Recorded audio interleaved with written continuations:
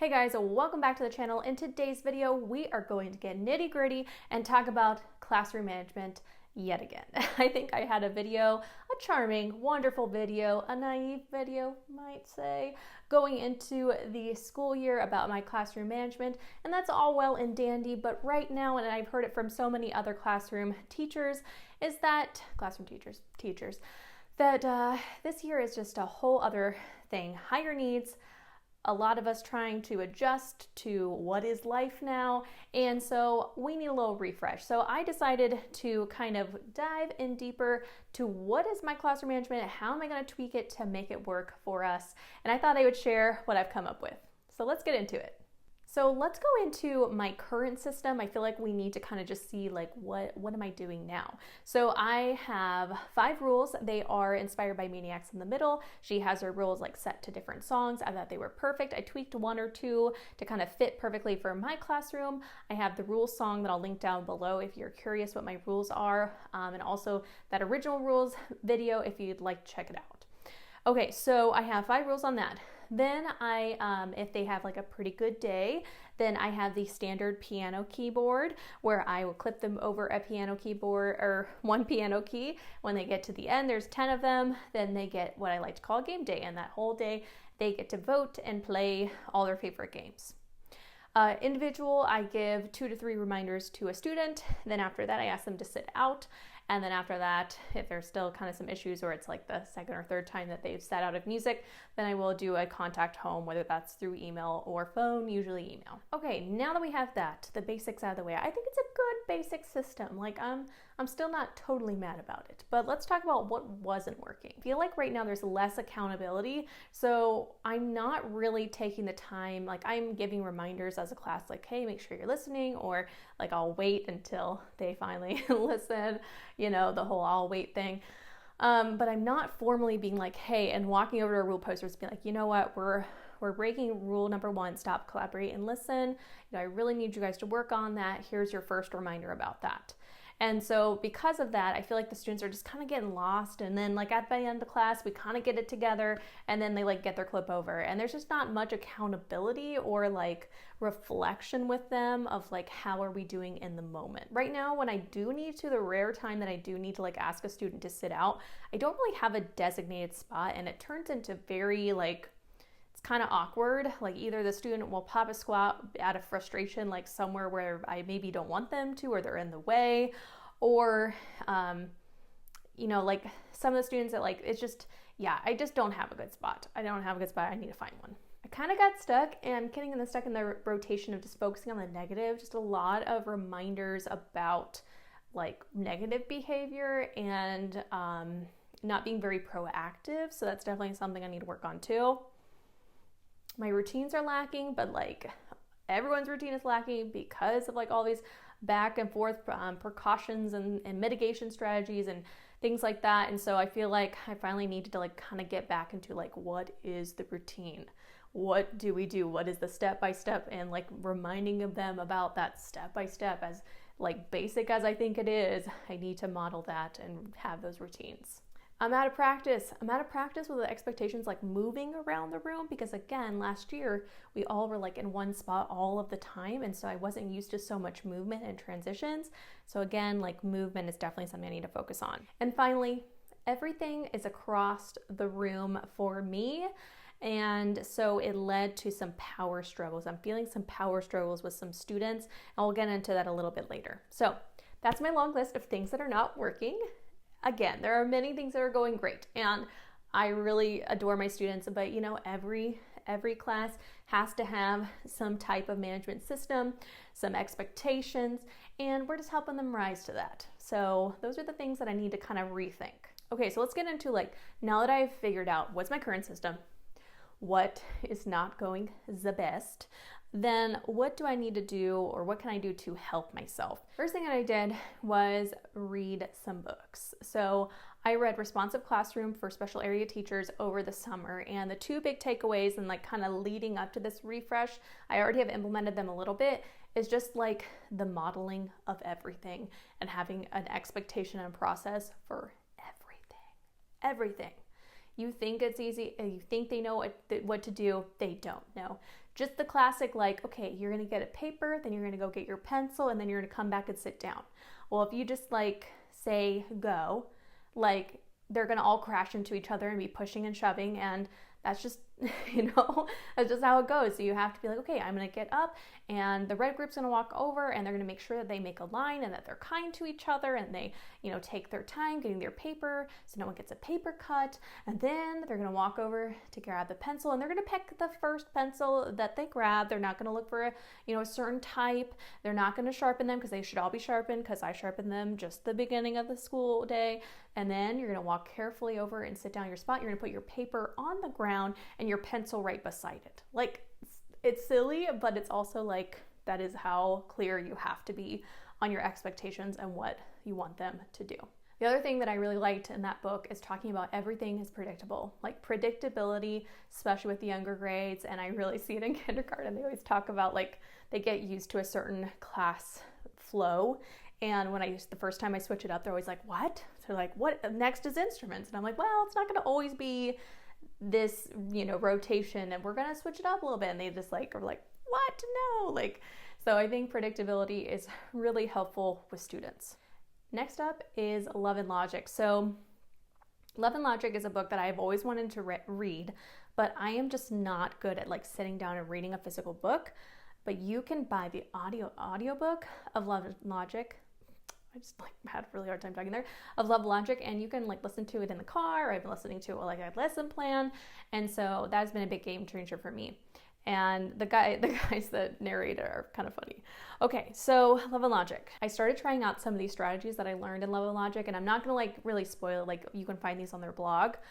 These are some of kind of their techniques, and so I kind of tested them out in December, and here's how they went. So the first one up is the whisper.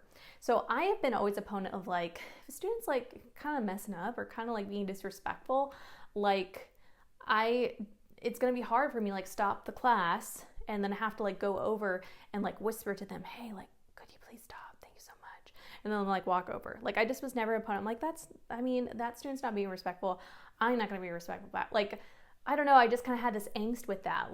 I'm just gonna and I'm not gonna be mean about it, but I am just gonna say across the room, hey, could you please do this? Or could you please, And I realized from this book that the big thing with the whisper and walking over and asking a student to correct something kind of hushly, and so it's not in front of the entire class, is avoiding power struggles. And that's was a big light bulb moment for me, because before I just was and it is, you want mutual respect, and that's the whole thing on Love and Logic, is that you are having mutual respect with your students. You're giving respect and hopefully getting respect back from your students.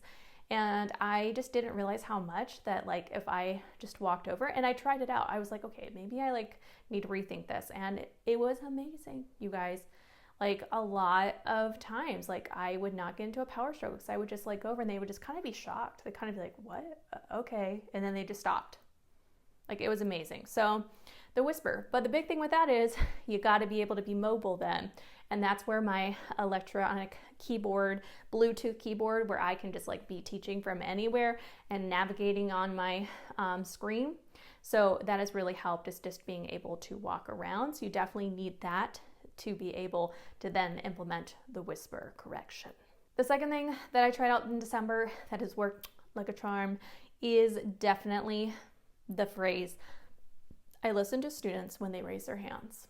And I've been saying this to my younger students a lot, because we're still learning, and we all continue to try and learn how to raise our hand and wait and be patient and take turns talking.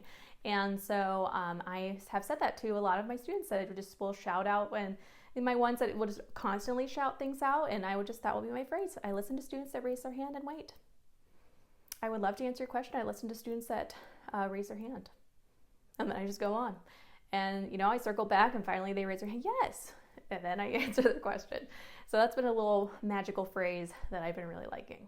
Okay, next thing I've been thinking about is managing energy. And I talked a little bit about in my New Year teacher goals, is this idea of managing energy in the music room. The fun classes, PE, music, the special area classes, they're super fun. And I want to turn that into a positive. That doesn't have to be a negative. Yeah, we are the fun classes, But the thing is, because of that, and kids come in with an expectation of having a lot of fun and moving and high energy things, I think it becomes our job to, reconstruct that idea for them, that yeah, we are going to do those things, but we also are going to have lower energy at times, and like it is meaningful to calm down and focus on something in music and have a challenge. It doesn't have to always be play, but also it can always be play, because that's the amazing thing of our job. So I've been thinking about that with lesson planning, the flow of the energy of the lesson. So we start with something kind of medium energy, like a song, and we kind of stand up and sing it. And then we bring it back down to low energy. We do some board work. And then we go into something super high energy and we do movement and we're listening to songs and moving around the room. And then we bring it down to a concept game on the computer to finish off our lesson, and we kind of decompress, or we watch a quick video and I turn off the lights to kind of make sure that we started to calm down, and then we exit quietly. I would love that. So the flow of the energy. The other thing I've been thinking about is just breathing exercises. Again, I talked about in my new teacher goals is that I really want to work on breath work and exercises to calm the body, especially with those kindergarten and first graders that get so pumped and excited. And finally, the next thing that I'm going to be working on is routines. Again, I've mentioned this, I don't want to be a broken record, and my new teacher goal is that I'm going to be very, very detailed in what I want from students with routines. What's the process of us doing something? I'm going to give enough time to do that and not rush the process of that routine. And then I'm also going to make sure if students don't do it, then the magic of just like, that wasn't quite the direction. So let's go back and let's try again. And we go back and try again. As painful as it is for me and for them, just establishing like, no, we're not. If it doesn't meet that expectation, we're not just going to gloss over it and go back. Like, we do need to go back and try it again. And I'm going to wrap up this lesson with a little case study. So with an older class, I had and this class was so sweet, such kind people. Their peer interactions are super important to them, and they just love to talk. Like, that's usually the biggest issue that I have, is students just kind of talking over me or wanting to talk with each other. And so I'm really trying to find more opportunities just to let them talk, but also in addition to that, so my first lesson but the lesson when I started reflecting, I got really frustrated. I kind of dragged them through the lesson. I did a lot of waiting for students to be listening, and I kind of finally hit a frustration point where I was like, you know what, guys, I have given you plenty of nice reminders and I've given you enough chances.